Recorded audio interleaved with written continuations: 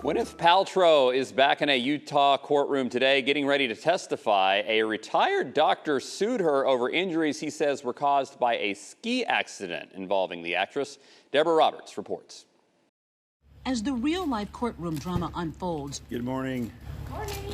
Day 2 brought new tension in the case of Paltrow versus Sanderson, the retired optometrist suing the Oscar-winning actress, claiming she violently crashed into him during a 2016 family ski trip in Park City, Utah.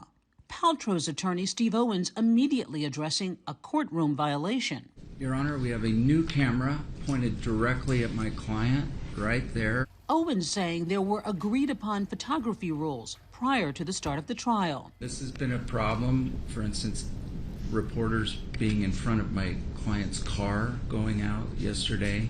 The actress turned entrepreneur defending herself in the civil lawsuit in a Utah courtroom. Attorneys for Sanderson saying Paltrow toppled over him, causing him to break 4 ribs and suffer a head injury. Paltrow's lawyers arguing that Dr. Sanderson is to blame for the accident and that he had several pre-existing medical conditions before the collision. If he and the jury sides with what his theory of liability is, she could be on the hook for the damages of the $300,000. If she should win, then she's only seeking a nominal dollar in her countersuit. Sanderson's lawyer calling to the stand doctors who tended to him, saying medical records indicate the then 69-year-old suffered a severe concussion, testifying that his brain was in good condition before the accident. That doctor showing a 2017 MRI scan of Sanderson's brain and x-rays of his rib fractures.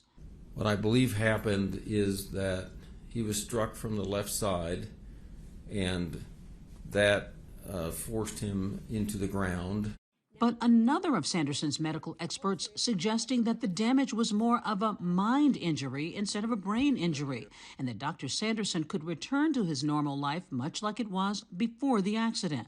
There's a brain injury and there's a mind injury. And the mind injury is more emotional or psychological in the sense of what his mind chooses to think about those events and subsequently his life and what's happened.